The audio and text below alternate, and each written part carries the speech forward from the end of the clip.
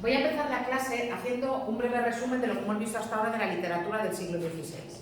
Cuando hablamos del Renacimiento, recordad que estamos hablando de ese periodo histórico y cultural que se da en el siglo XVI y que va a suponer básicamente un renacer de la cultura griega y de la cultura romana que durante la Edad Media había estado olvidada o había tenido un papel muy secundario frente a la cultura eminentemente teocéntrica que se daba en Europa. Por una serie de razones que os expliqué, a partir del siglo XVI vamos a... los filósofos de la época, los estudiosos de la época, los filólogos, los sabios de la época van a redescubrir el mundo greco-romano y eso va a significar un cambio de perspectiva, ayudado también por otras, otros hechos históricos. Cuando hablamos de en España, ¿qué es lo que ocurre en España? Aquí ya en el siglo XVI ya sí podemos hablar de España. ¿Qué ocurre en España? Lo que ocurre en España es lo que os conté. Llega a España un rey extranjero, que es Carlos I, V de Alemania, si lo recordáis, que viene con su corte y dentro de su corte hay personas de diferentes países. Por tanto, nos vamos a encontrar con una corte que va a ser, hoy en día diríamos, cosmopolita. Y van a venir con la moda de escribir como se estaba escribiendo en Italia, que entonces Italia era la vanguardia de la cultura y la vanguardia de la literatura, en este caso. Entonces, cuando hablamos de la literatura, sobre todo de la primera parte del Renacimiento, estamos hablando de una literatura muy influida por lo que se hacía en Italia. Cuando hablamos también de la literatura del Renacimiento, yo os he hablado básicamente de dos géneros literarios. Os hablé, en primer lugar, de la lírica o poesía, y dentro de la lírica o poesía os hice una diferenciación. Os dije que la poesía de la primera mitad del siglo XVI es una poesía italianizante que copia los modelos y que copia los temas de la poesía que se había hecho en italiano, y como ejemplo de esta, o mejor dicho, como máximo representante de esta tendencia de poesía italianizante, os hablé de Garcilaso de la Vega, ¿lo recordáis?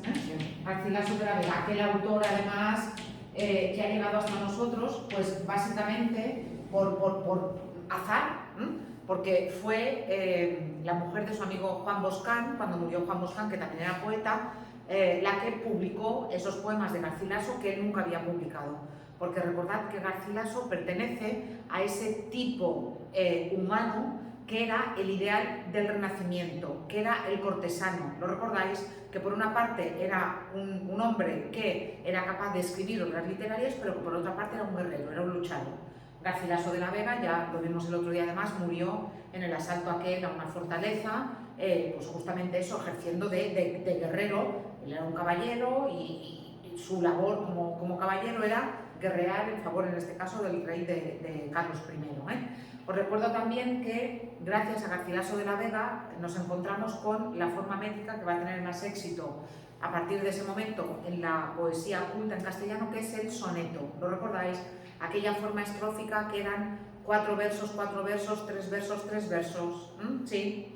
Vale, pues entonces, a partir de Garcilaso, no es el primero que los utiliza, pero sí, es el primero que los utiliza bien.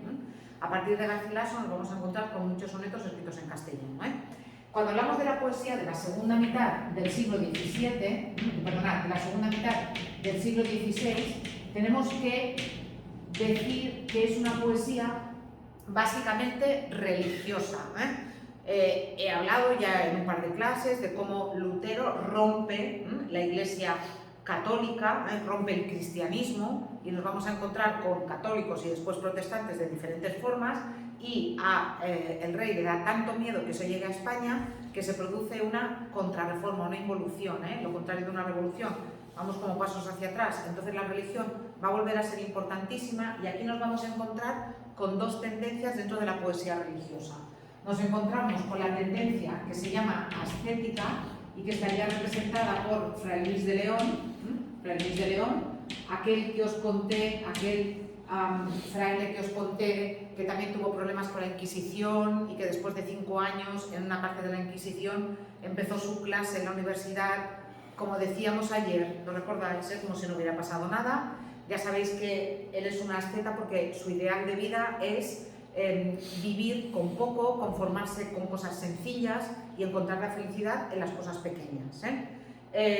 Paralelamente a Fray Luis nos encontramos con una tendencia, que es la tendencia de la poesía mística, que estaría representada en este caso por San Juan de la Cruz y también por Santa Teresa de Jesús,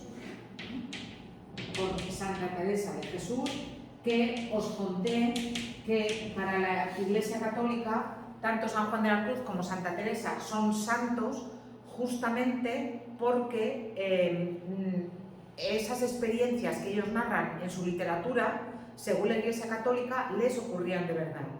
Antes hablábamos de cosas un poco sobrenaturales, pues a ver si no es sobrenatural que en un momento dado esas personas, después de purificar el cuerpo hasta un extremo casi que te lleva casi a las puertas de la muerte, de pasar hambre, de pasar sed, de pasar frío, de pasar privaciones, en un momento dado el alma sale del cuerpo, el alma se eleva hacia el cielo, el alma tiene una visión de Dios, se une a Dios, experimenta una felicidad absoluta y luego el alma baja al cuerpo, y entonces en la memoria de esas personas queda el recuerdo de esa felicidad que ellos han experimentado al estar con Dios.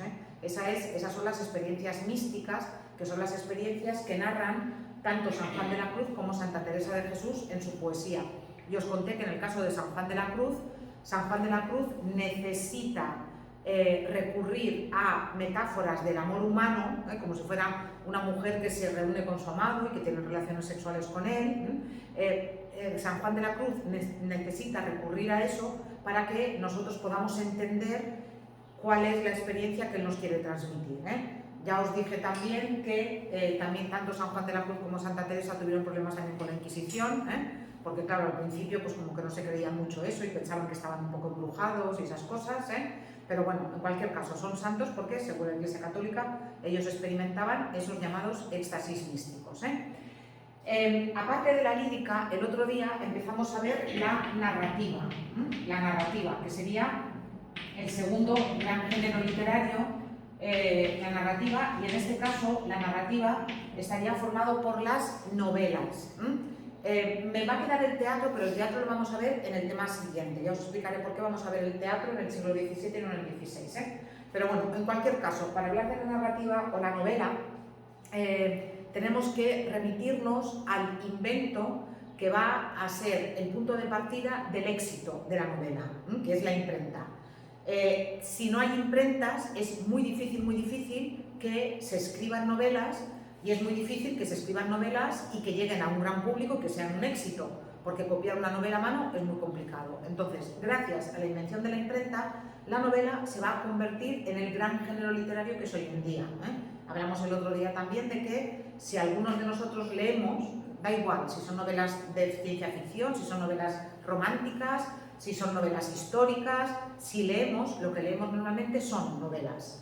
Hay gente que también lee otros géneros literarios, pero en general se leen novelas. Y si miráis la lista de los libros más vendidos, lo que se vende más, porque es lo que se lee más, son siempre las novelas. ¿Qué ocurre con la narrativa? Que por una parte va a haber géneros que van a ser géneros idealistas, vamos a encontrarnos con novelas bizantinas, con novelas pastoriles, con novelas de caballerías, pero yo os hablé fundamentalmente de un género netamente español, porque nace en España y de España se exporta a otros países, que va a ser muy importante en el siglo XVI y luego también en el XVII, que es la novela picaresca. La novela picaresca. De la novela picaresca hablamos el otro día y yo os expliqué cuáles son las características de la novela picaresca a partir de este esquema que tenéis aquí. Después aquí también tenéis un resumen de la primera novela picaresca que se publica en España a mitad del siglo XVI, la primera edición que se conserva es de 1554, que es el Lazarillo de Tormes. También os conté que el Lazarillo de Tormes es de autor anónimo, ¿lo recordáis? Porque el autor o la autora tiene muchísimo cuidado de que su nombre no trascienda, porque, también me parece que os lo conté, es un libro que figuró algunas veces en el índice de libros prohibidos de la Inquisición, porque era una novela en la que, como os conté, lo que nos encontramos es con un niño pequeño que va pasando por diferentes amos, porque su madre no lo puede mantener, Entonces primero se lo da un ciego, y luego va pasando por diferentes amos hasta que llega a la cumbre de toda buena fortuna, que es servir a un arcipreste y permitir que su mujer se acueste con el arcipreste. Ya él ya le va bien, porque él tiene cama, tiene comida, tiene bebida, no tiene problemas económicos y por primera vez en su vida no tiene que preocuparse de las cosas materiales más básicas. Entonces, algunos de esos amos por los que Lázaro pasa son curas o son religiosos, y son los que peor lo tratan. Entonces, esa visión que se da de la Iglesia en el Lazarillo es una visión que seguro que no gustó a la Inquisición. Bueno, no le gustó, de forma que ya os digo que el libro llegó a estar en un índice de libros prohibidos. En cualquier caso, sí que el Lazarillo de Tormes, Lázaro de Tormes, plantea una forma de construir la novela que después van a copiar otros autores y otras obras del género, como ese niño desvalido que va creciendo y que va madurando, pasando por diferentes amos y muchas veces con episodios de humor. Lázaro y el ciego, por ejemplo, se hacen muchas faenas, se hacen pequeñas trastadas, hasta que al final la trastada es tan grande que ya Lázaro abandona definitivamente al ciego, pero tienen episodios de humor las novelas picarescas que hacen que no sea la historia tan triste como podría ser. Imaginaos, en el caso de Lázaro, un niño de 8 años al que su madre no puede ni dar de comer y se lo da un ciego y ya nunca más se vuelven a ver la madre y Lázaro. ¿Vale? Bueno, entonces aquí tenéis las características de la novela picaresca. Algo muy importante también que os conté: están escritas en primera persona, pero que estén escritas en primera persona no quiere decir que el autor sea el protagonista. Yo me imagino que todos diferenciáis el escritor del protagonista. Yo puedo escribir una novela en primera persona contando que yo soy una extraterrestre que acaba de aterrizar en Sapobla. Y yo puedo escribir esa novela en primera persona, porque cuando yo aterricé en Sapobla me llamó muchísimo la atención que hubiera tantos campos de patatas, o de una cosa que aquí la gente se comía y que después me dijeron que se llamaba patata, ¿vale? Yo sería María Antonia Valdivia, su autora, y escribiría en primera persona como metiéndome en la piel de ese personaje. Eso es lo que pasa en la novela picaresca. Los autores escriben en primera persona, pero evidentemente esos niños no son reales, son personajes de ficción. Vale, venga, ¿de qué más os quería hablar ahora en la novela del Renacimiento? Pues os quería hablar de la novela más importante de toda la historia de la literatura española y una de las novelas más importantes de toda la historia de la literatura en general, no solamente de la literatura española, que es Don Quijote de la Mancha. Mirad, Don Quijote de la Mancha lo voy a poner aquí en el Renacimiento, pero en realidad Don Quijote es una novela que Cervantes, el autor Miguel de Cervantes, publicó en 2 partes. Él publica la primera parte en el año 1605 y publica la segunda parte en el año 1615. Entonces me diréis, pero a ver, ¿no estamos estudiando la literatura del Renacimiento? El año 1605 ya es el siglo XVII y evidentemente el año 1615 también es el siglo XVII. Entonces, ¿cómo puede ser que lo estemos estudiando dentro del Renacimiento, que es el siglo XVI? Pues por lo que hemos hablado en algunas ocasiones. Los movimientos literarios no coinciden exactamente con un año. La gente no se acuesta un día medieval y al día siguiente se levanta renacentista. De la misma manera, la gente no se acuesta un día renacentista y se levanta al día siguiente barroca, porque el barroco es el movimiento que vamos a ver en el siglo XVII. De hecho, cuando, en fin, uno lee el Quijote, cosa que hemos hecho algunos, se ve claramente que la primera parte del Quijote es mucho más optimista, es mucho más luminosa, es mucho más renacentista que la segunda parte. Aunque solamente hayan pasado 10 años, la segunda parte es mucho más pesimista, tiene muchos más claroscuros, es una parte mucho más desesperanzada. La segunda parte es mucho más barroca, aunque solamente hayan pasado 10 años. Pero en la vida del autor, en la vida de Cervantes, han pasado muchas cosas que hacen que la segunda parte sea una parte mucho más desengañada que la primera. Por eso, yo podría explicaros el Quijote tanto en la literatura del XVI como en la del XVII, pero os la voy a explicar aquí, y con esto acabaremos la literatura del tema. También es muy curioso porque en el caso de Don Quijote, Cervantes escribe la primera parte y no tiene pensado escribir una segunda parte. Él escribe la primera parte y al final de la primera parte Don Quijote, el protagonista, del que ahora os hablaré, Don Quijote queda vivo. Al final de la primera parte, Don Quijote está vivo. Vuelve a su casa, a su aldea, muy machacado, muy maltratado, pero vuelve a la aldea vivo. Pero un autor, un tal Alonso Fernández de Avellaneda, que es un nombre falso, este señor no existió, es alguien que, en fin, seguramente no quería muy bien a Cervantes, coge a los dos personajes que Cervantes había creado en la primera parte del Quijote y escribe una segunda parte de Don Quijote. Hoy en día esto no se puede hacer porque hoy en día hay derechos de autor. Yo no puedo coger a Harry Potter y escribir una novela protagonizada por Harry Potter, porque si hago eso, la autora me va a poner una demanda que no va a haber dinero en España para pagar la multa que me pondrían, porque hoy en día existe el copyright, los derechos de autor, pero en aquella época no existían. Entonces, este autor coge a los dos personajes que se ha inventado Cervantes y escribe una segunda parte que es malísima, y es una segunda parte llena de disparates, y es una segunda parte que a Cervantes le horroriza. Entonces, ¿qué hace Cervantes? Cervantes publica una segunda parte 10 años después de la primera y al final, lo siento por el spoiler, pero al final de la segunda parte Don Quijote muere, de manera que ya nadie puede resucitar al personaje porque el personaje ya está muerto. ¿Sí? También es muy curioso porque eso que se dice de que segundas partes nunca fueron buenas, vale, pues en el caso del Quijote no es verdad, la segunda parte es mejor que la primera. Cervantes ha leído y ha escuchado críticas que se le han hecho a la primera parte del Quijote y ha mejorado muchas cosas en la segunda. Además de que ya conoce mejor a los personajes, además de que ya tiene una idea más clara de hacia dónde quiere llegar, sabe lo que ha funcionado bien y lo que ha funcionado mal en la primera parte y en la segunda parte explota eso. Y la segunda parte es mucho mejor que la primera. Entonces, a ese Alonso Fernández de Avellaneda, fuera quien fuera, hay que agradecerle que Cervantes dio una obra mucho más redonda en la segunda parte de Don Quijote que en la primera. ¿Vale? Aunque normalmente llamemos a la obra Don Quijote de la Mancha, la obra originalmente se llama, en su primera parte, El ingenioso hidalgo Don Quijote de la Mancha, y en su segunda parte se llama El ingenioso caballero Don Quijote de la Mancha. Lo llamamos directamente Don Quijote, pero el título es bastante más largo, tanto para la primera parte como para la segunda. ¿Y qué nos cuenta Don Quijote de la Mancha? Bueno, pues nos cuenta algo que tenéis aquí anunciado desde el principio. En un lugar de la Mancha, de cuyo nombre no quiero acordarme, no hace mucho tiempo, que vivía un hidalgo de los de lanza en astillero, adarga antigua, rocín flaco y galgo corredor.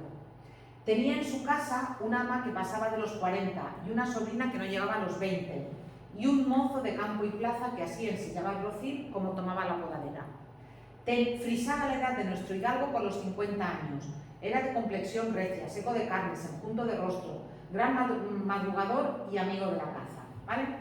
Ahora, dejadme que me salte un poquito y que vaya aquí. Dice: es pues de saber que este sobredicho hidalgo, los ratos que estaba ocioso, que eran los más del año, se daba a leer libros de caballerías, con tanta afición y gusto que olvidó de todo punto el ejercicio de la caza y aún la administración de su hacienda. Y llegó a tanto su curiosidad y desatín honesto que vendió muchas hanegas de tierra, de sembradura, para comprar libros de caballerías en que leer, y así llevó a su casa todos los que pudo haber de ellos. En resolución, él se enfrascó tanto en su lectura que se le pasaban las noches leyendo de claro en claro y los días de turbio en turbio, y así, del poco dormir y del mucho leer, se le secó el cerebro. Y de manera que vino a perder el juicio. Llenóse en la cabeza la fantasía de todo aquello que leían los libros, así de encantamientos como dependencias, batallas, desafíos, heridas, requiebros, amores y disparates imposibles. Y asentósele de tal modo en la imaginación que era verdad toda aquella máquina de aquellas soñadas invenciones que leía, que para él no había otra historia más cierta en el mundo. En efecto, rematado ya su juicio, vino a dar en el más extraño pensamiento que jamás vio loco en el mundo, y fue que le pareció conveniente y necesario, así para el aumento de su honra como para el servicio de su república, hacerse caballero andante e irse por todo el mundo con sus armas a caballo a buscar las aventuras y ejercitarse de todo aquello que él había leído que los caballeros andantes se ejercitaban, ¿vale? Por tanto, este es el principio, ¿eh? Faltan algunos fragmentos, estos que tenéis así entre corchetes quiere decir que he quitado un trozo, pero esto es el principio, el primer capítulo de la primera parte de Don Quijote. ¿Qué nos encontramos aquí? Nos encontramos un hidalgo. Vosotros estáis leyendo Siri. Sabéis que un hidalgo era el escalafón más bajo de la nobleza. Cuando hablábamos de la pirámide estamental, ¿sí? Los hidalgos eran aquellos que eran hijos dalgo, es decir, tenían un apellido que había sido en otro momento ilustre, que había sido noble, pero que con el paso de los años habían ido perdiendo su fortuna. El caso es que Don Quijote es una de estas personas de la parte más baja de la nobleza, pero no es rico, ¿eh? Fijaos, dice que para comprar libros tiene que vender tierras, ¿eh? ¿Y qué le ocurre? Que le gustan tanto los libros de caballerías que lee todos los libros de caballerías que puede. ¿Y qué pasa? Que llega un momento que se cree que aquellas historias que cuentan los libros de caballerías son verdad, y no solamente se cree que son verdad, sino que decide hacerse caballero andante, ir por el mundo buscando aventuras. Luego más adelante nos va a contar que va a limpiar unas armas que habían sido de su bisabuelo, se va a hacer una armadura, va a buscar un caballo, va a buscar una amada a la que encomendarse y va a salir por los campos de la Mancha, primero solo, y luego, después de que en la primera aventura le pasan muchas cosas malas, alguien le recomienda que, hombre, que se busque un escudero, como en las novelas de caballerías, y luego va a salir con su vecino Sancho Panza. Sí, pero ya os digo, el libro parte justamente de esto, parte de cómo Don Quijote decide hacerse caballero andante. ¿Por qué hace esto Cervantes? Cervantes hace esto porque a Cervantes le horrorizan las novelas de caballerías. Al autor, a Miguel de Cervantes, le parece que las novelas de caballerías están mal escritas y están llenas de disparates, pero eran el género que más éxito tenía en su momento. Y entonces, ¿él qué hace para desmontar el género? Una parodia. No sé si habéis visto Scream, la película Scream. Viernes 13, ¿habéis visto Viernes 13? Estas de terror. Vale, pues Scream es una parodia de las películas de terror. O sea, habéis visto Aterriza como puedas, que es una parodia, sí, es la de la máscara, ¿eh? Pero es reírte de las películas de terror. Vale, pues Cervantes hace lo mismo. En lugar de escribir una novela de caballerías, lo que hace es que escribe una parodia de una novela de caballerías. ¿Qué ocurriría si en el siglo XVII un hombre normal saliera por la Mancha a imitar los libros de caballerías? ¿Qué ocurriría?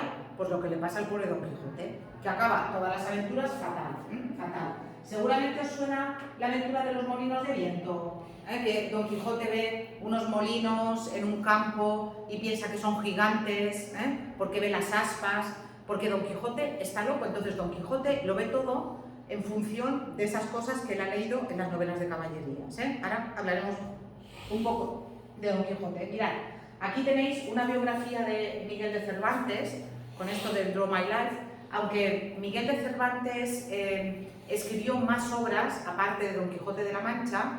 Miguel de Cervantes es sobre todo recordado por Don Quijote.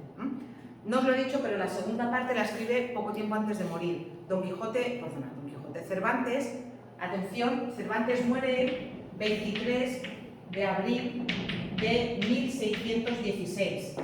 Se acaba de celebrar el Día del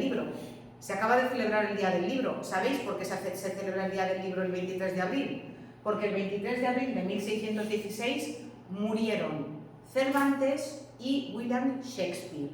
El autor de Romeo y Julieta, de Hamlet, de Macbeth, murieron los dos la misma fecha, 23 de abril de 1616. Entonces, cuando la UNESCO, que es la agencia de la ONU que se encarga de la cultura, buscó una fecha para celebrar el Día del Libro, les pareció que el día mejor para celebrar el Día del Libro era el 23 de abril. Y justamente, ya os digo, del mismo año murieron los dos grandes genios de la literatura universal hasta el momento, Cervantes y Shakespeare. Ya os he dicho que Cervantes escribió más, aparte del Quijote, pero con la que triunfó fue con Don Quijote. Bueno, triunfó también relativamente. Cervantes tuvo una vida muy azarosa, estuvo en la cárcel 3 veces, después también cuando volvía de la batalla de Lepanto, donde además perdió el uso de la mano izquierda, le llamaban el manco de Lepanto porque recibió una herida y no podía mover el brazo después. Pues cuando volvía de la batalla de Lepanto es la batalla que se hace para luchar contra los turcos. ¿Os acordáis de cuando hablamos de que Constantinopla cae en poder de los turcos? Sí. Los turcos empiezan a expandirse por el Mediterráneo. Vale, pues los reyes europeos montan un gran ejército para parar a los turcos en esta batalla. Lepanto está en Grecia. Montan una batalla muy grande y cuando Cervantes volvía de esa batalla, tiene tan mala suerte, volvía en un barco, tiene tan mala suerte que su barco lo atrapan piratas del norte de África y se lo llevan preso a Argel. Y en Argel está preso durante 5 años, porque quieren un rescate por él, pero su familia no puede pagar. Finalmente, unos monjes consiguen el dinero para sacarlo y vuelve a España. Y ya os digo, luego tuvo una vida, en fin, tenía que recaudar impuestos, luego las cuentas no salían, estuvo 2 veces en la cárcel, luego también en su casa, en fin, hay una historia un poco rara con su hermana que parece ser que ejercía la prostitución y muere un hombre allí y al fin le echan la culpa a él. En fin, hay muchas historias que nos dicen que Cervantes fue un hombre que tuvo una vida muy azarosa, probablemente no siempre fue afortunado y probablemente también hizo algunas cosas que, en fin, que no estaban bien, pero nosotros no lo juzgamos como persona sino como escritor, y como escritor fue un grandísimo escritor.